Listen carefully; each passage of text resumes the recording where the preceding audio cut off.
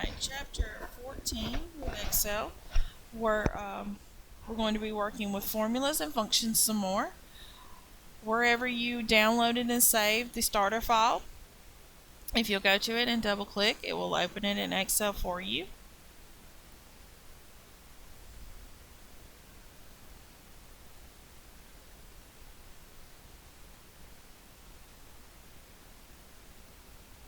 Alright. We're going to resave this. So we're going to do a file, save as. We're going to go to our chapter 14 folder, and we're going to save this as Willis budget. Okay. In the documentation sheet, enter your name in cell B3.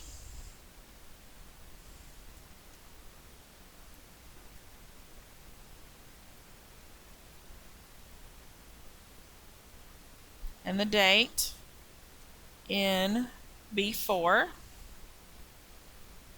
Today's actual date. So you'll put in 9 dash whatever day you're doing this 2016. Okay.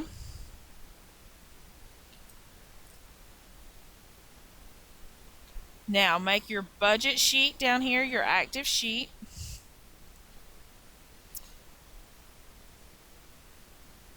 Select the range B9 through C9.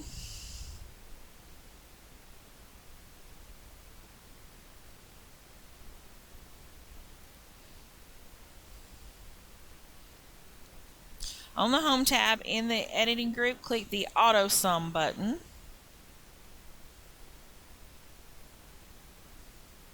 The sum function is inserted in both cells, and the estimated income is calculated for the school and summer months. Okay, so you should have your new totals there in B9 and C9. Now we're going to talk about using our different references. Relative cell reference is always interrupted in relation to or relative to the location of the cell containing the formula. For example, when you enter the formula in cell B9 to sum the income for the school months, Excel interprets the cell reference in the formula relative to the location of B9. So it created a formula B6 through B8, or the column that you were in, which was B. Okay. Now we're going to look at, scroll down to view ranges A26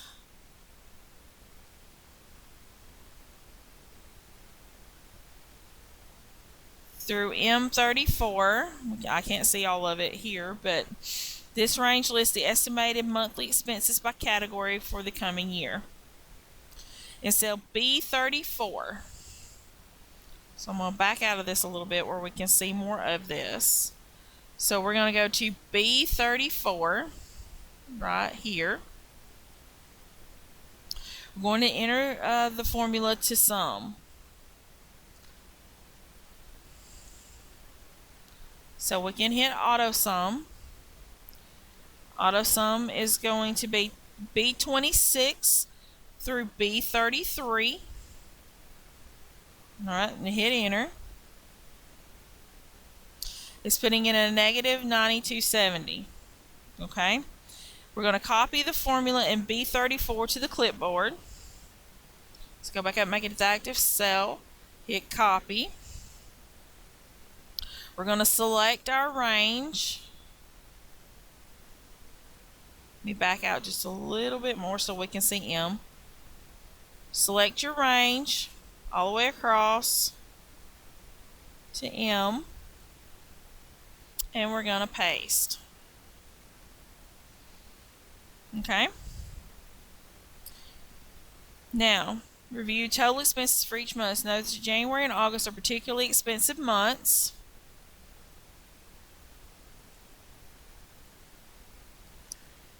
Because the expenses include both tuition and purchase of books for the upcoming semester. Click each cell in range B34 through M34 and review the formula entered in the cell.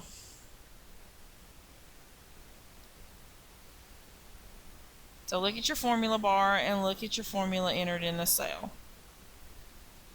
Okay, that is advanced by column. I'm not going to look at every one of them. Okay. Now we're going to talk about absolute references instead of relative. Cell references that remain fixed when a formula is copied to a new location are called absolute references. In Excel, an absolute reference has a $ before each column and row designation. For example, B8 is a relative reference to cell B8, but $B $8 would be an absolute reference to cell B8. When you copy a formula that contains an absolute reference to a location, the reference never changes. Okay? So in cell B22, right here, we're going to put in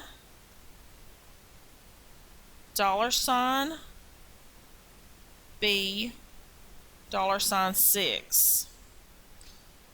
Okay, so it's an absolute cell reference back to B6, which contains monthly scholarship income for school months. Hit enter.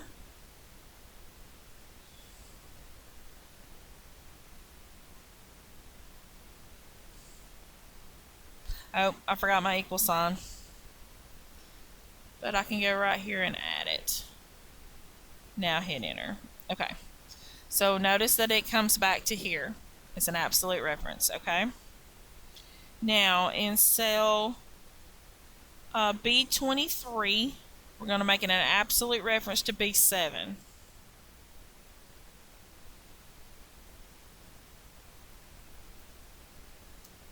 Okay.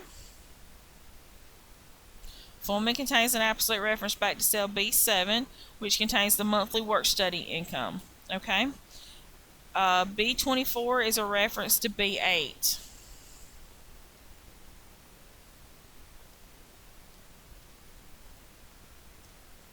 Alrighty. Which contains monthly restaurant income for the school. In cell B25, we want to sum the three that we just did, 22 through 24. So let's do an auto sum here and hit enter. Okay. Now we're going to copy the formulas in range B22 through 25 to C22 through F25 and J22 through M25. Okay.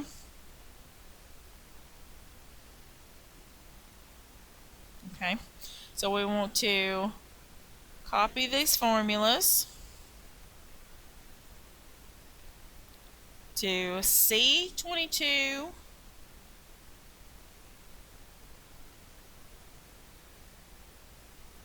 through F25.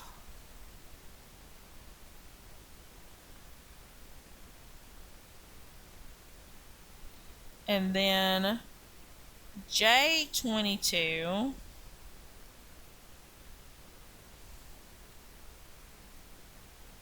through M25. Okay.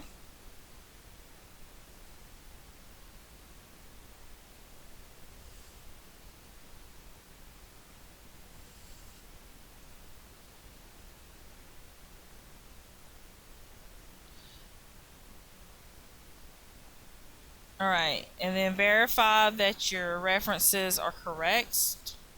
So hit escape to clear the clipboard and then go back and make sure that your cell references are correct. Okay? Alright. In cell G22, which is right here, we're going to put it equal to C6. And then press the F4 function key.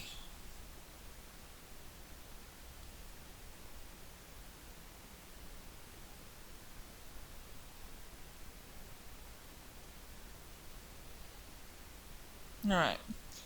Cell C6 contains the income from work study during the summer.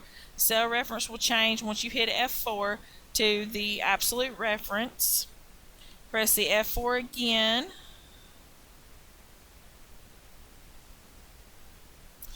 The reference changes to $6. Press F4 again. The reference changes to $C6. Press F4 again. That will change it back to just C6. Alright, so then we will press F4 once more to change the reference back to the absolute reference and press enter. And then we want to make G23 absolute reference to C7. Alright, and then G24 to C8.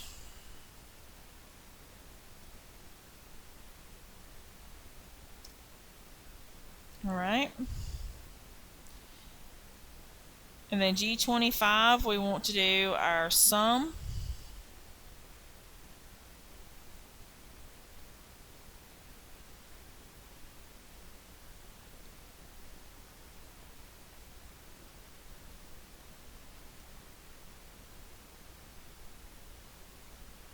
Okay, I've lost my mouse.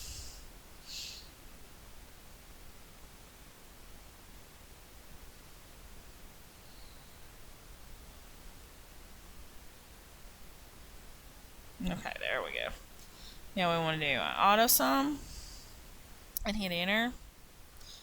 Alright, and then we want to copy the formulas here to the rest of the summer range. Okay. Now your worksheet should look something like what I have here. Now,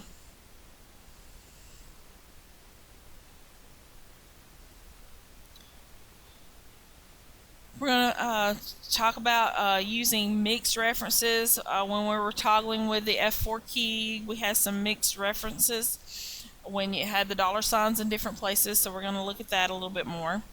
Alright, so make the savings plan worksheet my active sheet. Let's go ahead and save what we have, so just hit the little save button. We don't want to lose what we've already done.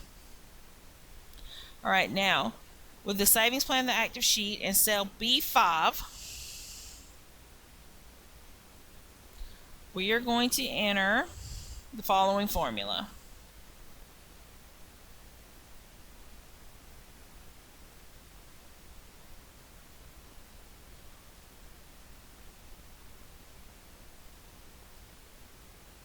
Okay, so we put in equals $A5 times $4.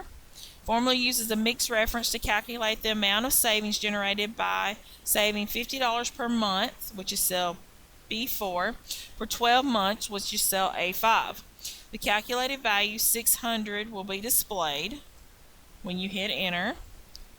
The value is formatted as currency with no decimal places because the value in cell B4 is formatted as currency. Alright, copy the formula in B5 to the clipboard. You need to paste this formula into ranges B6 and through B7.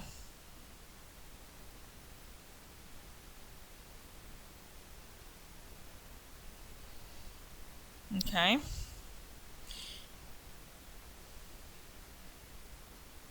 And into range C5 through G7. C5 through G7.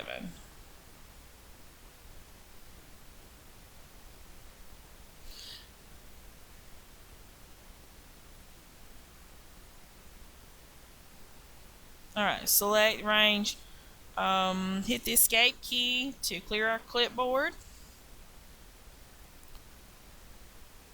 Alright, and then let's look at some functions. There in your book on page 419, you have exhibit 14-8, which is Excel function categories, and then exhibit 14-9, common math, trig, and statistical functions. I'll let you read through that on your own. If you have any questions, let me know.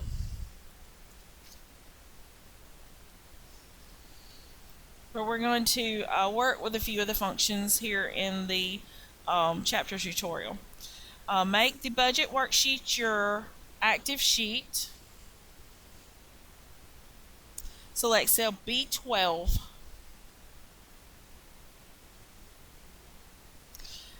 To the left of the formula bar, click the Insert Function button. This is it right here. It'll open up your little dialog box.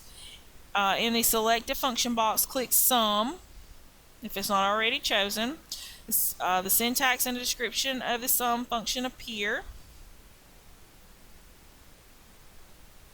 Click OK.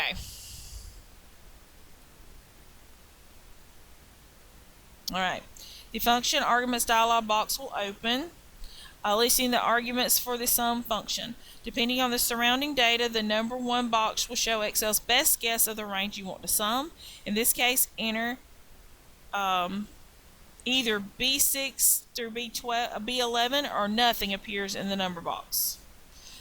This formula in cell B12 needs to calculate the total income for the year, so it needs to add the values in range B25 through M25.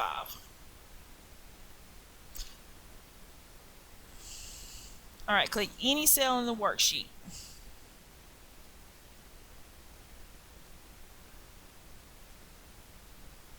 Select the cell as a blinking border to indicate it is selected for the formula, and the cell reference of the cell you clicked appears in the number 1 box in the function argument. Alright, now we want to move this box around and move our sheet to where we can see, and we want to click in cell B25. Alright, but do not release the mouse. Alright, B25 appears in the number 1 box. Drag to select through M25.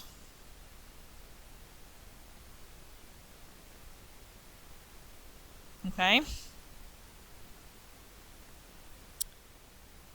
But do not release the mouse button. As you drag, the dialog box collapses to show just the title and the number 1 box. And release the mouse button. The dialog box will expand back to its full size in the range B25 through M25 appears in the number 1 argument. The value of the cells in the range reference are listed to the right of the number 1 box. Okay. Now we want to click OK right here because that's what we want to sum up. Alright, and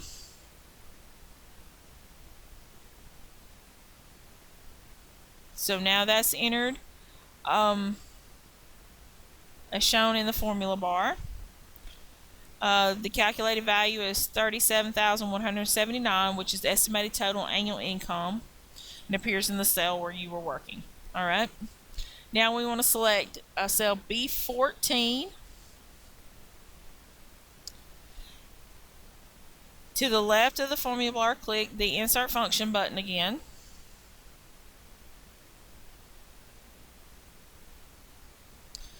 In the Search for a Function box, type display the smallest number in a set of values. Right here in the Search for a Function.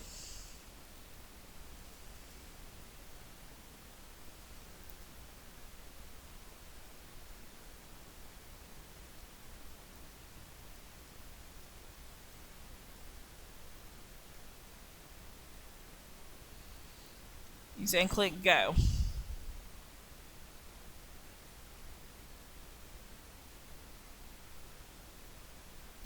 The list of functions in the Select a Function box change to match your phrase. Okay. We want to select men right here and then hit OK. It'll come up to select my range. The reference in the range box is B12, B13. All right, we want to change that to B25 through M25. So we want to select this range right here once again.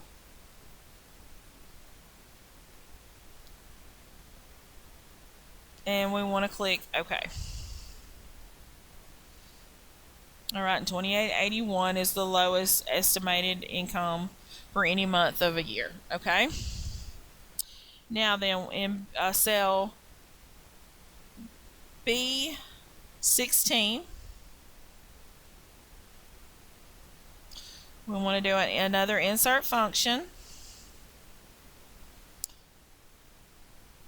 Alright, now most recently used men is added to that category, followed by sum. Alright, we want to click sum. Sum is our function that we want to use. And we want to click OK. Alright, it's got our range there. We want to select B34 through M34.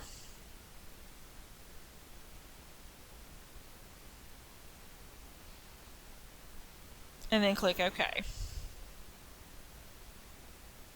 Alright, we have a negative 36,860, which is the total projected expenses for the upcoming year. Okay. Now, typing a function in a cell. Select cell B13 equals A. You have a list of functions that come up. Go ahead and type V. Alright, now you see average in that list, so we can click average. And then click the tab key. Alright, average function with open the parentheses inserted. We're going to select the range B25 through M25.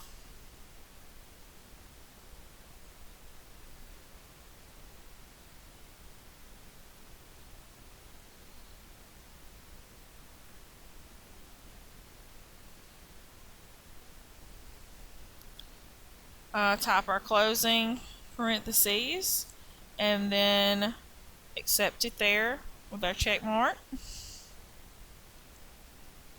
3098.25 is our average estimated monthly income. In cell B15, we're going to put equals M, and we want max.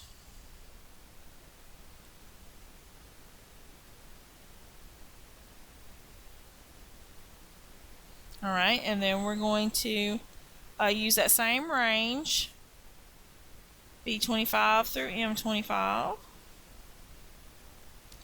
and hit enter. And 3750 is our max for any month.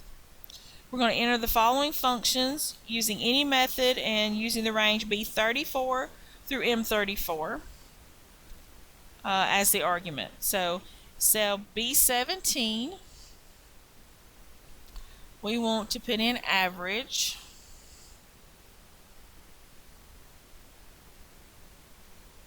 Of B34 through M34. And then we want the men in B18.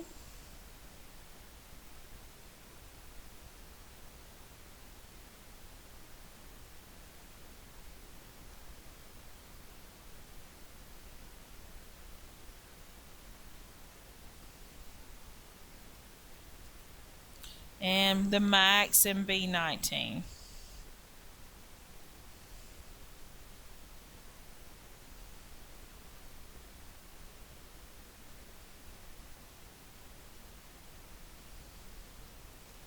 Alright.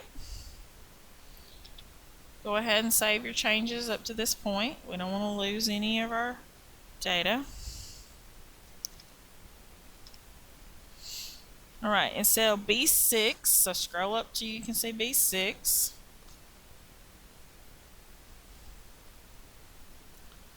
You will change the monthly income earned from work study during the school year. Type in 980 and enter on the formula bar. Alright.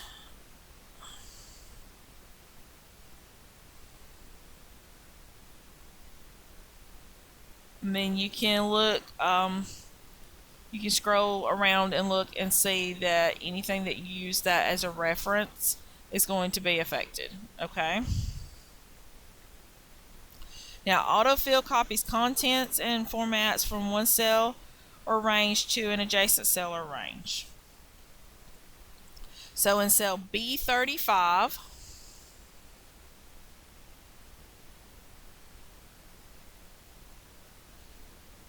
type the formula equals B25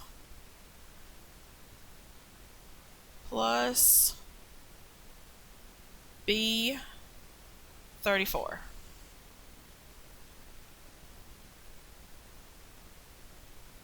Okay, because the expenses were entered as negative numbers to calculate the difference between total income and total expense, you need to add the positive total income value and the negative total expenses. Alright, to the left of the formula, click the enter button or the check mark.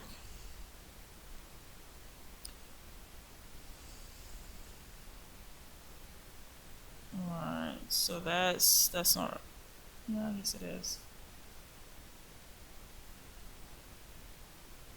Alright, the result indicates a projected shortfall for January. This is due to the cost of tuition of books that occur in that month. Alright, make sure B35 is selected.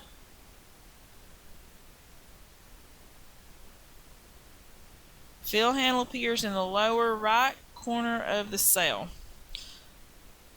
Point to the fill handle in the lower right corner until it becomes the cross corner.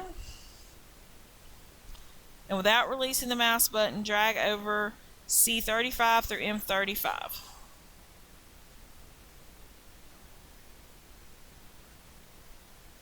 A green border appears around the range. Release the mouse button.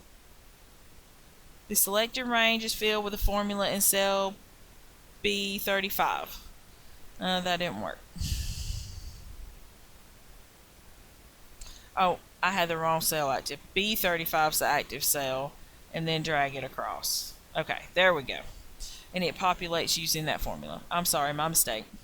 Alright, review the formulas calculated for each month to make sure that they are correct. D25, G25, G34. Okay, just make sure that their formula is correct. Alright. Now in cell B38,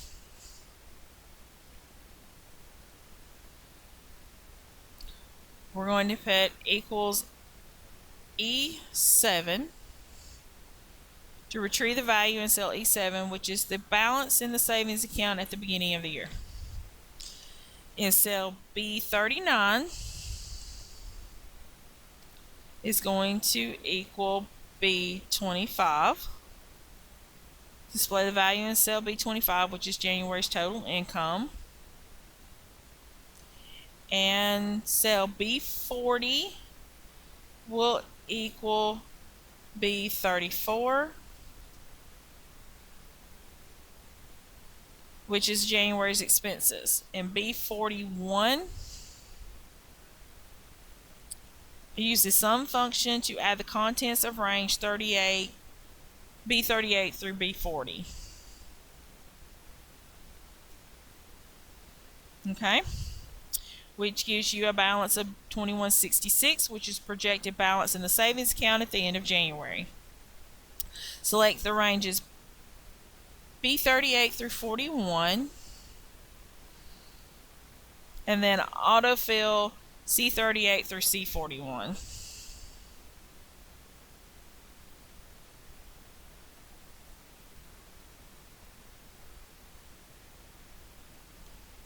To calculate the ending balance of February. However, the starting balance value for February in cell C38 is incorrect because it should be January's ending balance. So in C38, you will put it equal to B41.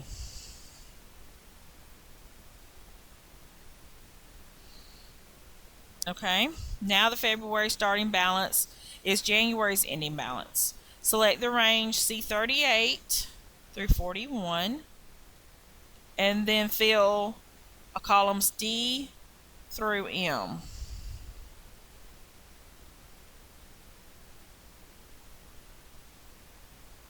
Okay. In cell F7, enter M41. In cell F7, go up to F7. And we're going to set it equal to M41. If you'll look back to M41, that's our ending balance. Okay. Now go ahead and save all of our changes. We don't want to lose any of our changes. Alright, we're going to use autofill to enter a series. Cell B37, enter January.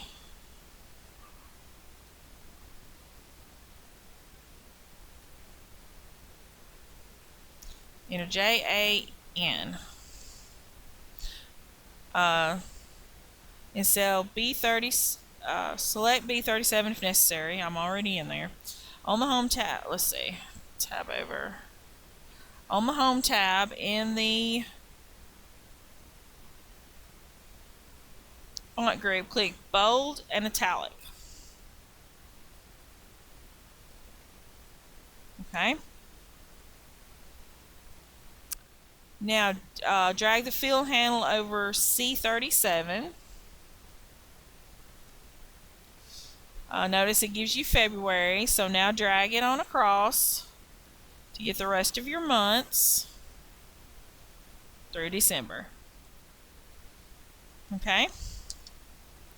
So you should have the first 3 letters for each month listed there in your spreadsheet.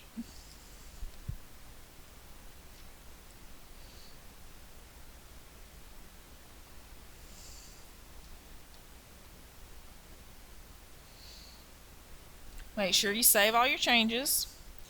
Now we're going to look at the date function. A date function is a function that inserts or calculates dates and times for you. Alright, so in the budget worksheet, click cell A3.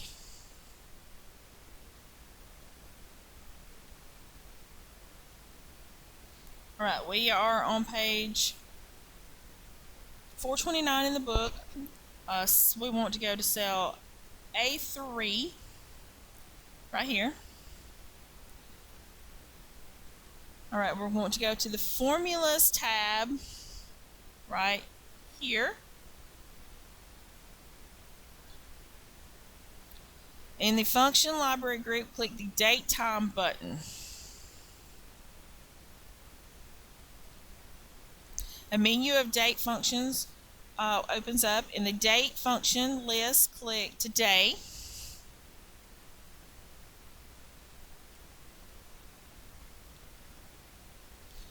Alright, the today function is entered in cell A3 and the function arguments dialog box will appear. Click OK.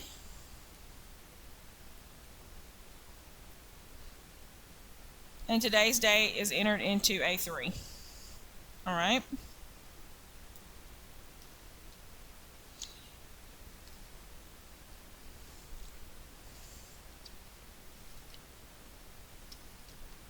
Alright, the next section of this chapter covers financial functions. I'm going to stop this video here and do financial functions in a separate video. So that the video is not so long, because financial functions sometimes are a little harder to understand.